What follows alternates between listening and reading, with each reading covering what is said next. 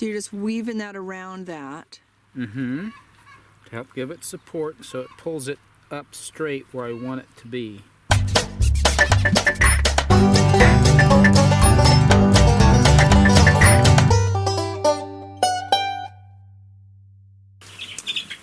This is day 14 of our chickens. So we are using some of the pine on top of the peat moss. The peat moss, we've forgotten, is really dirty and it makes them dirty, and even though, anyway, we just decided to put it on top of it. This is them at 14 weeks. Days. Oh, 14 days, of course. They're starting to get their little feathers. They're very frisky this morning. Yeah.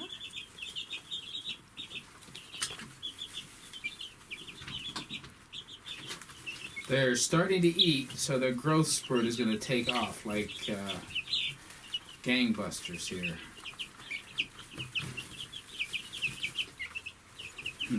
And this is the little door that we made the other day, and they'll go right up to that door and get things in. This is what you haven't got to see yet. This is putting the top on.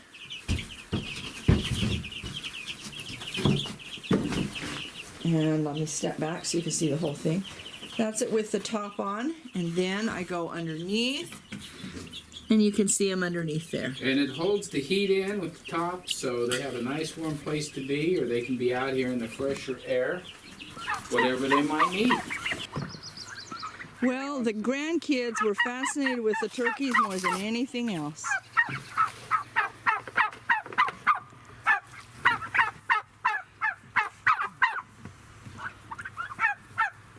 So they tell me you're loud.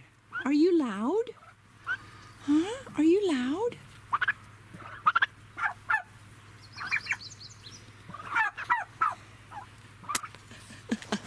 Okay, who knocked this over? Which one of you did it? Fess up. I want to hear it. Tell me who knocked it over. They all look pretty innocent to me. Maybe they all look guilty. Let me show you what I'm going to do here. So we're having trouble with them knocking their feet over. So we're going to hang it up from, what are you hanging it from, one of the hog panels? Hog panel and the center purlin thing that we have. Okay. Is that going to be too high, or is that going to be about right? They're pretty big, Jim. I don't think they're going to have a bit of a problem. We are putting stakes in for the tomatoes. We're going to put in T-posts. They're the least expensive, and then we will be running some twigs, little small branches up, twining them to them so that they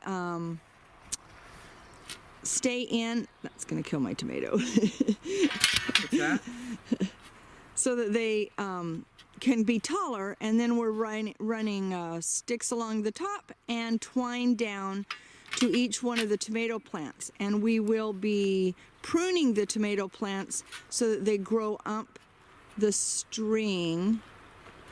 And we're trying to determine whether we can get more tomato plants in between some of these others, because somebody on YouTube said that he was doing 7 in a 10-foot area, and that's, well, we've got 6 in a 13-foot area. So we'll have to see what we think.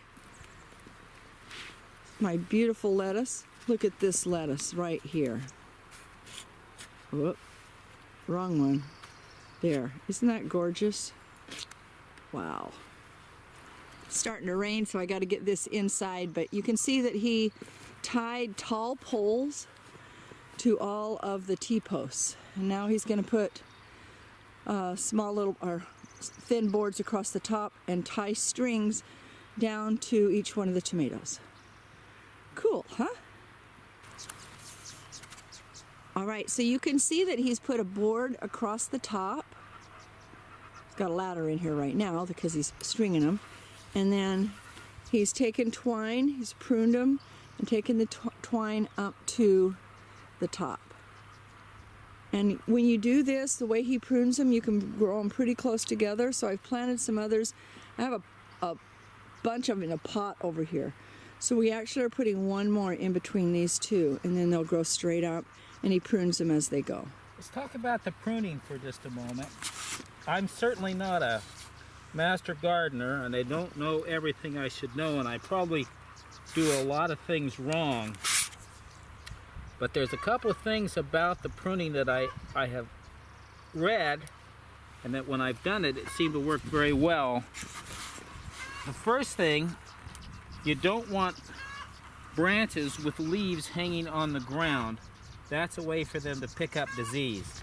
So the first thing I'm doing is getting rid of the branches that are already hanging on the ground, because they're only going to get longer and hang on the ground more. Now you don't want to just keep that branch and cut this part off, do you think? Or you know, I haven't tried that. We'll try that. I think it'll probably grow more out there, but we can give that a try to see what happens. Since we're just experimenting here. Since we're experimenting. But the other thing that you do is you watch for places like this, to where you have one branch coming out there and another one growing up in the crook. Those are called suckers, and that becomes a problem. This is your sucker? Yeah. Oh, it's big. Yeah, it's really gotten large, so that's a problem. And the way that I'm pruning them is to have just one stem that comes up. As you can see, this is going to have two stems. So the sucker definitely needs to come out. So I'm going to take it out carefully without tearing things up too much. Let me hold your plant. There we go. So now we've got one stem that's going up. You can see here, there's just a little bit of a sucker right there. I'm going to pull that guy out, and one right there. So we get them when they're really small. There's one right there. And you don't have the problem. So at this point, I've got just one stem going up, and that's what I'm going to tie off. And probably this one is not going to work the way I did it, but we'll see. Yeah. When you get a small sucker, can you let me Yes. bring the camera over, because I picked some this morning, and they're just super noticeable what a small sucker is. Yep. Oh, here's one. I'll show you.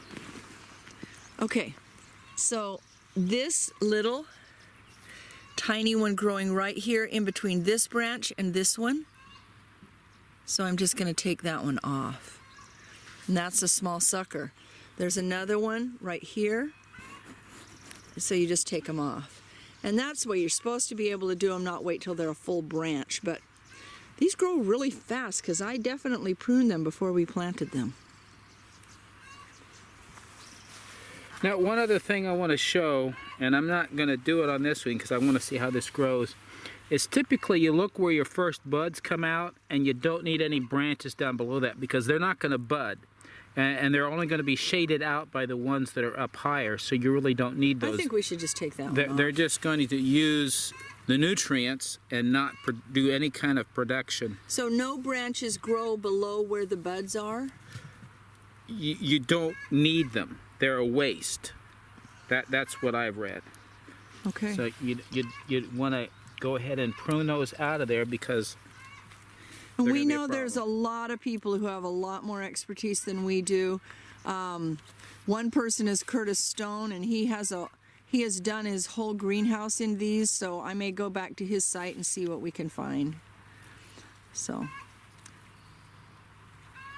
you're just weaving that around that. Mm-hmm. To help give it support so it pulls it up straight where I want it to be. And it'll grow, that won't impede the growth at all. No. Okay, and then I'm going to stand back so they can actually see what you're doing here.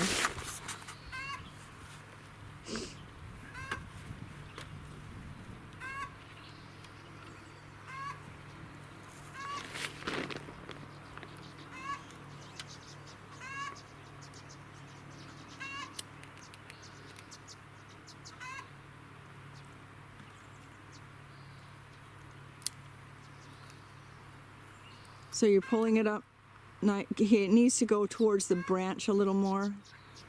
There you, enough or more? a little bit more. There you go. So he's trying to make it be as straight as it can grow.